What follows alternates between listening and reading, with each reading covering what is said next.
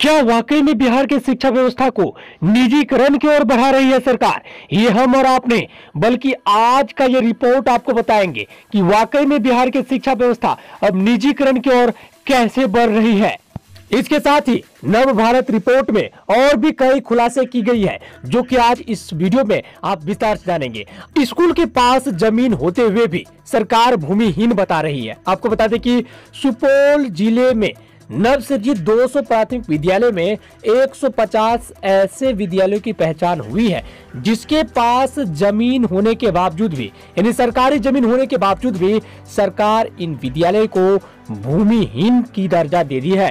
अब इन सभी विद्यालयों की अन्य विद्यालयों में विलय करने की तैयारियां शुरू हो गई है।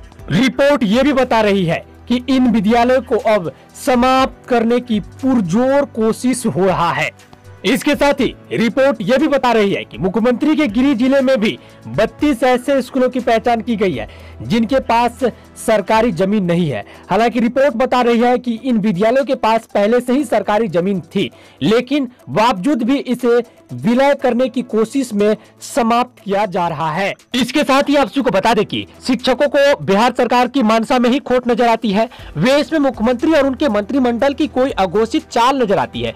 शिक्षकों का सरकार से सवाल है कि जब स्कूल सरकारी तो कुछ ही शिक्षक सरकारी क्यों होंगे? सरकारी शिक्षकों से कहीं अधिक योग्यताधारी या समान योग्यताधारी नियोजित शिक्षक भी है तो उन्हें सरकारी क्यों नहीं सरकार मानती? क्यों उनके लिए सक्षमता परीक्षा पास करने की गैर जरूरी शर्त थोपी गई? इतना ही नहीं, सरकार को जब जहां जरूरत पड़ती है या चुनाव आयोग के इलेक्शन के कामों में लगाना पड़ता है तो नियोजित शिक्षक सरकारी शिक्षकों की ही तरह काम करते हैं। पर पढ़ाई के लिए नियोजित शिक्षकों को अब सक्षमता परीक्षा से गुजरने को कहा जा रहा है। अगर वाकई नियोजित शिक्षक असक्षम है तो सरकार इनसे बच्चों को पढ़ाने का काम सौंपकर क्या गुनाह नहीं कर रही है? इस गुनाह के लिए शिक्षा विभाग और सरकार पर कार्रवाई नहीं होना चाहिए, ये नियोजित शिक्षक सरकार पर आरोप लगा रहे हैं और कह रहे हैं। लेकिन हम आप सबको बता दें कि नियोजित शिक्षकों के तर्क को भी एक बार की खारिज नहीं किया जा सकता है। वे कहते हैं कि शिक्षा मंत्री ने आश्वासन दिया नियोजित शिक्षक अब राजकर्मी बन जाएंगे, पर इसके लिए उन्हें सक्षमता परीक्षा देनी होगी।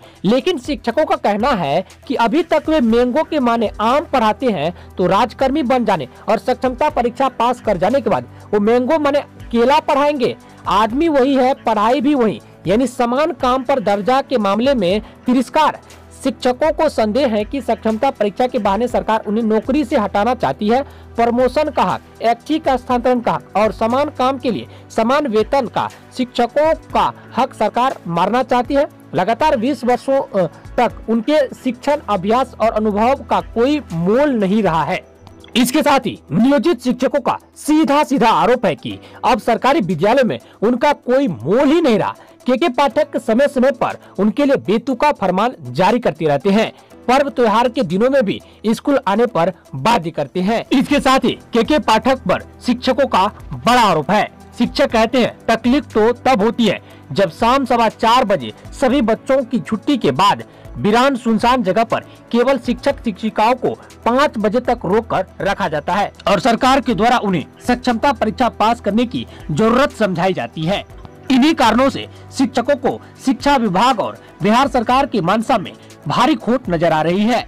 बाकी इन तमाम रिपोर्ट को देखने और सुनने के बाद इस रिपोर्ट पर आपका क्या विचार है, कमेंट में जरूर बताएं। साथ ही बिहार के शिक्षा व्यवस्था और सरकारी नौकरियों से जुड़ी नए और लेटेस्ट जानकारी के लिए नियर स्टडी को जरूर सब्सक्राइब करें, ताकि आपको सही समय पर और समय समय पर नए और लेटेस्ट चीजों की जानकारी, नए और लेटेस्ट खबरों की जानकारी मिलते रहे। धन्यवाद।